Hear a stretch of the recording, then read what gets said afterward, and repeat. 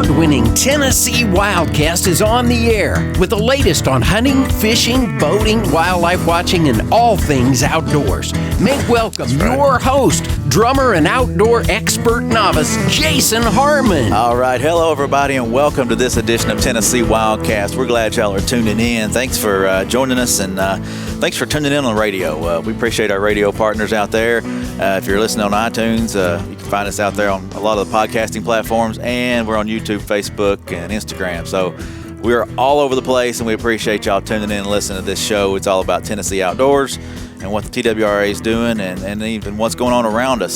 So like today, we're meeting the mountains. There's a Meet the Mountains festival happening in Johnson City, and we're going to learn about that today. It's a chance to bring all kinds of user groups together and use the outdoors and enjoy the outdoors. So my guests are Kayla Carter, and she's with the Meet the Mountains Festival group, and then we have Mr. John Simmerly. He's with the BHA, Backcountry Hunters and Anglers, and we've met a few of those guys in the past on this show, and we're glad to have John with us. And then I've got Mr. Matt Cameron as my co-host. He's the Region 4 Information Specialist here. Man of a lot of knowledge here in East Tennessee, right? Yeah. You get paid well, don't you? Dude. So anyway, Matt's a great guy, and he helps us co-host here in Region 4 and pulls some of these shows together, and we appreciate him doing that. Glad to have you guys. Yeah, Glad to be here. Good to be here. We're going to learn about Meet the Mountains Festival, and Kayla is the Outdoor Development Manager. I pulled this off the website, so you can fix it if it's not right. Northeast Tennessee Regional Economic Partnership. Tell us what that is real quick. Sure. It's a private-public partnership. It's an economic development organization. So about 2 years ago, they identified that the outdoors is one of those quality of life components that, attracts talent, keeps talent to the area, and that's kind of where my job was born out of, trying to figure out ways we can support and invest in outdoor recreation, and hopefully stemming from all of that, we'd have more people stay in the area to take up jobs and create jobs and put some more economic vitality into our region. So. Okay, awesome. And then this festival, Meet the Mountains, came out of the group you work with, I guess. Yeah, it's a project that we started to try to bring together our outdoor enthusiasts in the region so that we could kind of showcase all the different outdoor assets that we have, and assets in terms of, clubs and ways to get involved, but also assets as in our actual mountains. Mm-hmm. And another part of our mission is just to promote healthy, active lifestyles. So that's why we partner with Ballad Health. They're our presenting sponsor. Okay. And before we get too far, I just want you talk about all the opportunities and bringing together the partners and things and what the mountains offer. We're going to have Jim Habera with the Tennessee Wildlife Resources Agency come on later in this show. So don't leave us, and he's going to tell us about some of the trout opportunities up in this area. So yeah, looking forward to that. Stay with us the whole show. Don't leave us.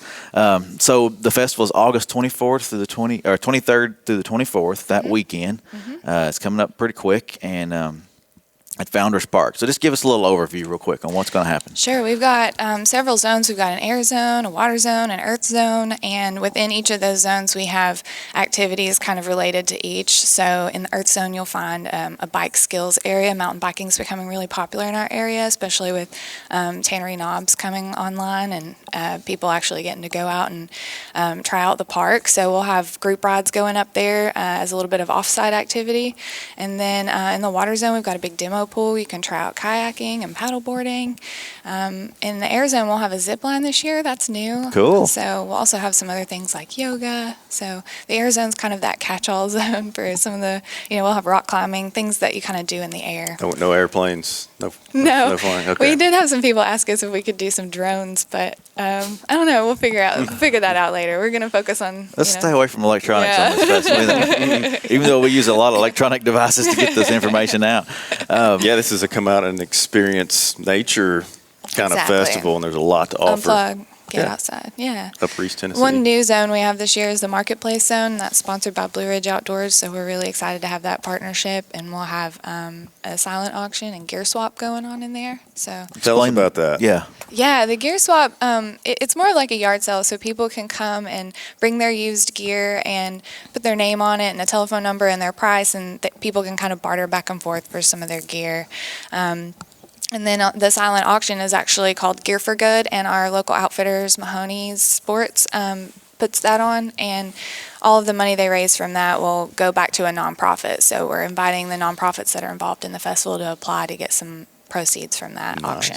What, is there anything that is off limits as far as the gear swap goes? Stuff that you don't need to bring? That's a good question. This is our first year doing it, so I'm sure we'll learn this year that we probably need to make some rules for the next year. But I can imagine some people taking advantage of that. We're just going to see what happens this year. I've got this blender. No, but it's really a good way to reduce that barrier to entry, because outdoor recreation can be expensive for folks. And so if you're given an opportunity to buy something used and try it out, as opposed to, dumping a ton of money into something you're not too sure that you want to do, we felt like that's a good way for people to kind of get introduced to these different activities, which is another kind of component of the festival. We want to cater to those beginners, but also provide opportunities for the experts to get out there and compete too. It's a great way to mentor some new outdoors recreationists. You might have the experts there with the knowledge and people wanting to get into it, and this brings everyone together, not through electronic devices like we're getting so used to, but a physical meeting of people. We really want to change the culture in the area. I think there are a lot of outdoor enthusiasts in Northeast Tennessee, but we really want to see more of that and more people advocating for public land and loving it and giving back to it. So cool. That's awesome. I wanted to highlight some of the different zones and what's going to be happening. You mentioned a few, but a chance to try out some paddle boards and kayaks and demo pool. One that I thought was cool was fly casting and tying. That's a big deal up here in Tennessee, up here East Tennessee. So, do you know who's going to be there doing those classes and teaching some of that? We've got several partners like Trout Unlimited. Usually, last year they did the fly casting, but this year they're going to do the fly tying. Okay. So we're trying to work with Project Healing Waters this year to do the actual casting. Cool. So good deal. And then the Ultimate Air Dogs, that's in the air zone. Tell us about that. Yeah, I can't believe I forgot that. That's like the most popular from last year. Last year was our first year, so this is the second year of the festival. But in our survey, everyone was saying they loved this Ultimate Air Dogs piece that we had brought. And it's you can actually have your dogs compete in it as well, but most of the time people compete professionally and they travel around to, qualify for bigger shows, and so they actually have their dogs run out on a platform and see how far they can jump. They'll throw a toy and they'll go out into the water and grab it, and so it's a competition to see how far they can jump. Yeah, it's a spectacle. It is to see in person how far these dogs. So you've seen jump. this? Yeah, a time or two. They're serious about it. You can get real close to the pool, and when the dogs land, the water will splash you. The kids love it. Wow, so it's kind of like SeaWorld with Shamu. That's how we roll in the mountains, man. We got dogs splashing you. Yeah. It is a dog-friendly festival, so we really wanted people to come and bring their kids and their dogs and have a good time. Cool. That's awesome. One other thing on the Earth Zone, I've seen these one-wheel demos, and I've seen these things. I saw one in Savannah just recently, and somewhere else I was traveling to. But anyway, tell us about the one-wheel deals. What are those? Yeah, they're exciting. I mean, they're they're I guess we would probably put them more in kind of a motor type of a motorsport category, but we have a local raft company.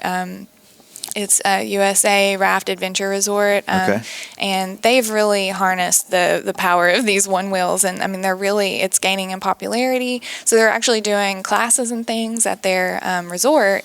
So they wanted to bring a little bit of that to the festival too, and have people kind of try them out, and they're fun. We see a lot of people zipping around town on them now, kind of like segways. Instead, you're just on a little platform. It's kind of like you're riding a snowboard, but there's one wheel below you, and you can tilt forward, and that's how you move forward. And if you tilt back, that's kind of the stop. But it's interesting to figure out how to get on and off of it. Hopefully there's like a gimbal or something that keeps it upright. So. Yeah, John's not too sure about it. Good way to break my neck. I've seen some folks riding them. It looks like it'd be a challenge, but fun if you could figure it out. Yeah. It might be cool to, it could be dangerous, but taking one up through the mountains on some of these trails or something. Really? You can go off-road with them? Yeah. They've been doing a lot of those little trail rides with them up there at the resort. So, cool. Yeah.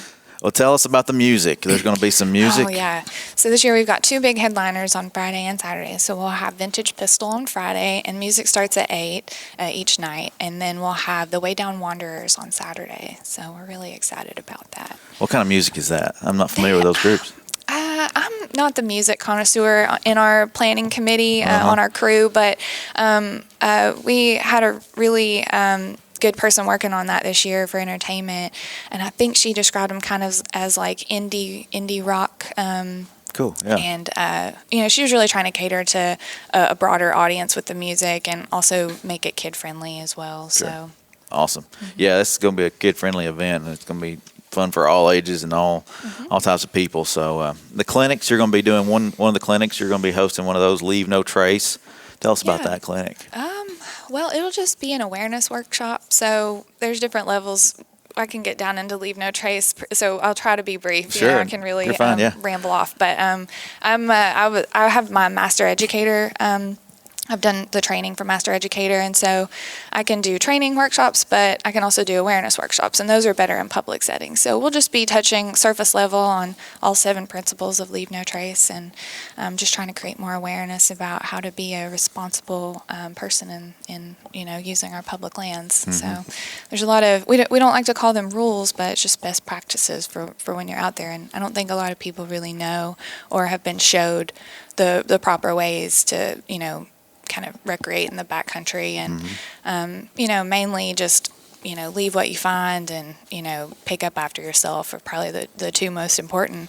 And I think the one you guys probably think is the most important is respect wildlife, which is number 6. So number 6. Man, can we get that up to number 1? No. So the way to remember it is you got your antlers. So this Okay. is 6. Gotcha. And respect wildlife. Okay. Clever. Yeah, that was going to be my next point. When you go in the woods, don't leave your trash. Take it with you, because these animals can ingest it, and or whatever. Good point. The video I sent you yesterday from Oak Ridge of the deer that had a tomato cage wrapped around its torso, and Officer Roy Smith was able to tranquilize it and cut that cage off of it. Now I realize that somebody didn't intentionally do that, but that's just an example of how animals can get caught in human-made products. Right. Exactly. Yeah.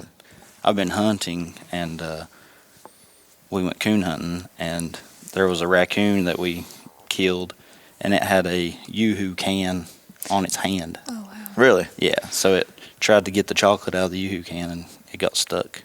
So it's carrying that around. Yeah, it had been on there so long that it was silver, where it had climbed trees with the can on its hand. Wow. Yeah, so Good example. Yeah. something as small as a can can You think really that's mess up an aluminum animal. Can somebody will pick it up, but an animal might. Yeah.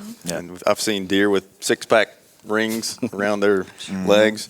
Had a bear a few years ago with a cheese ball thing stuck over its head. Sounds comical, but it went for like 2 weeks with that thing in its head and almost starved to death. It was emaciated by the time Shelly Hammonds was able to dart it and get that off. So Wow. just a few examples of Leave no trace. Yeah. Take your Please. trash out. Yeah. Yes. Please. One cool thing, we have a vendor actually doing a she sells these soaps and things, but she's going to do a Leave No Trace shower demo. I saw that, and I wasn't sure what I was looking at. So Yeah. outdoor shower and So leave if no you want trace. to wash yourself in the backcountry, if you're out there for Yeah. several days, and she'll show you the best way to go about that. So. Cool. The Interesting. G-rated Yes. version right here. Okay, great. Just a demo, not a. Not an actual shower. All right. Yeah, that was a head scratcher. Yeah. Just making sure. Just like people start talking about cougars in Tennessee. If you Google that, just be ready for what you may find out. Put mountain lions in Tennessee. Yeah. If you go looking. So let's transition to John over here and tell us, remind folks about the Backcountry Hunters and Anglers group and what y'all do, but then how you're a partner with Meet the Mountains and things y'all are doing with this group. Okay, so Backcountry Hunters and Anglers, we just became a chapter here in Tennessee a couple months ago. We broke off from the Southeast chapter. Okay. So we've been around a little while, but as far as state chapter, just a couple of months. Our mission is basically to keep public lands in public hands. Yeah. So in doing that, it's, keeping an eye out for things being sold off and things being grabbed. But also we try to focus, especially here in the state, on conservation. Conservation's a big deal, yeah. Yeah, so whether it's game species or non-game species, we try to help out and do things that we can to, keep animals on the landscape. Mm-hmm. So right now we're helping TWRA and Trout Unlimited with a stream temperature monitoring program for native trout species.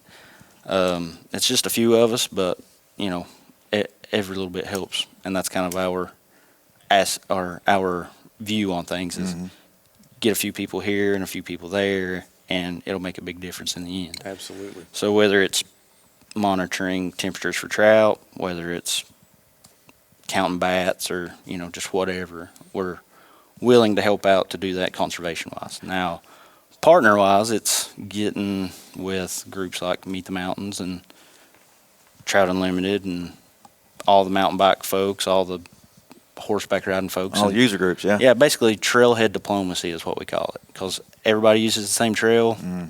So everybody's got to like one another and get along, because you hear it all the time. All those darn hunters, or those darn horseback riders, or mountain bikers, and everybody's out there to have fun, and everybody needs to enjoy it. So that's the whole partnership thing. Let's just get together and have a common goal, which is public lands. Yeah. So that's kind of our deal for this area.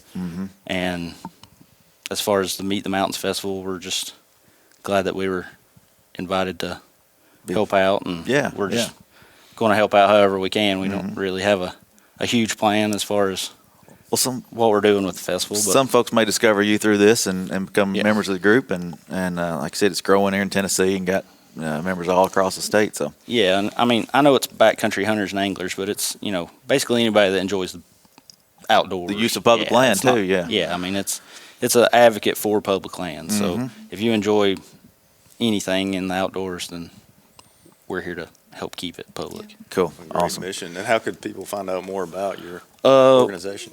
Backcountry Hunters and Anglers is the website. You just type it in on Google and it'll pop up. And Google can find anything, right? Yeah, pretty much. As far as the Tennessee chapter, we have a Facebook group and then Instagram, and it's Tennessee Backcountry Hunters and Anglers. Just type it in and find us there. But it's just a small membership fee, and it goes towards public land advocacy, and then on the local level, like I said, we're trying to do a lot of conservation stuff.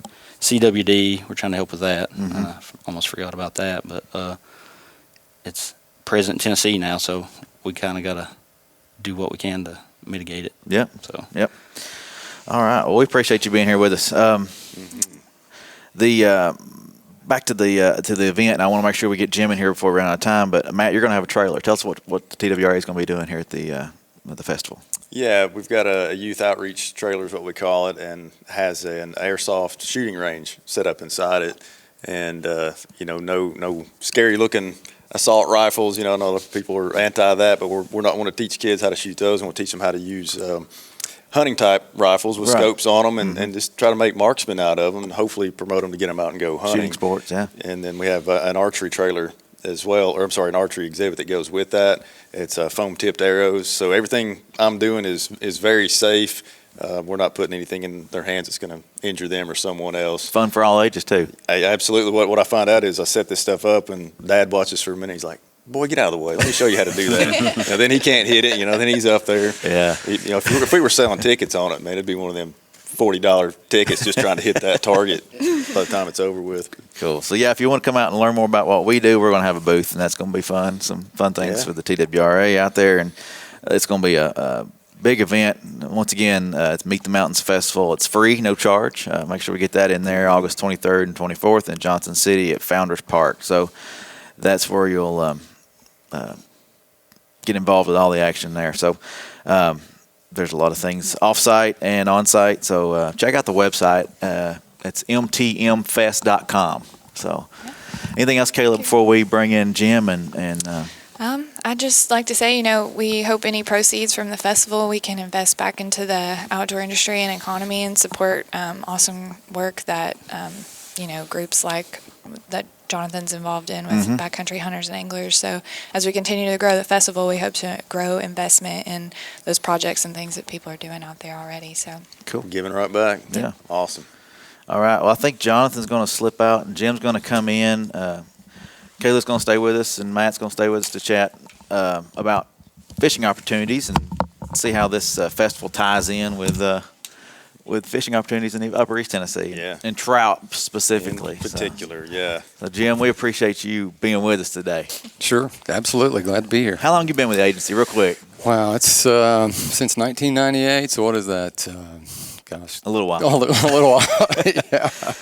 21 years. And your focus is what? What's your main focus here for the agency? Well, now it's streams and rivers, any of those, whether it's cold water, warm water, cool water. But my history, I guess my experience primarily is wild trout, or trout fisheries, cold water fisheries, that sort of thing, yeah. Well, this Meet the Mountains Festival is tying in a lot of fly casting and fly tying and fishing opportunities and talking about that. So what would you tell folks that are coming up to this area around Johnson City? Where could they find some good trout fishing? What kind of fish are they going to be chasing? What species and that kind of stuff? Well, and here in East Tennessee, we are just extremely fortunate to have a wealth and diversity of trout fishing opportunities. We've got everything from wild trout streams in the mountains that feature our native trout, the brook trout, to stock streams, that we provide fish for. Our hatcheries do in the spring and in some cases in the fall. We've got 6 fantastic tailwater river trout fisheries like the Clinch and the South Holston and Watauga. We've even got a couple of reservoir trout fisheries that have, trout fishing opportunities year-round in those, including lake trout. And where else could you go in the southeast and catch lake trout? But we've got that, and then we've even got a couple of new, I should say, winter trout fishing opportunities in urban areas. So people that can't really get to or access some of these other ones, they can have that opportunity to catch trout almost on their doorstep. One's down in Knoxville, and we've got a new one that's going to start this winter in Maryville. So lots of opportunities out there for any kind of trout angler. It's primarily rainbow, brook, and brown trout. Those are our 3 species, with the two lakes that I mentioned that have lake trout fisheries. So the brook trout is our only native, right? That's the only one that's actually native to Tennessee, yes. Yeah. We've been doing a lot of work on those in the past few years, trying to bring those back. We have, and we're really focusing on that now. We've helped in the past with projects, that the Park Service has done, a couple of their really big projects like Sam's Creek and that Lynn Camp Prong that they did recently. But now we're kind of emphasizing doing some of our own streams now.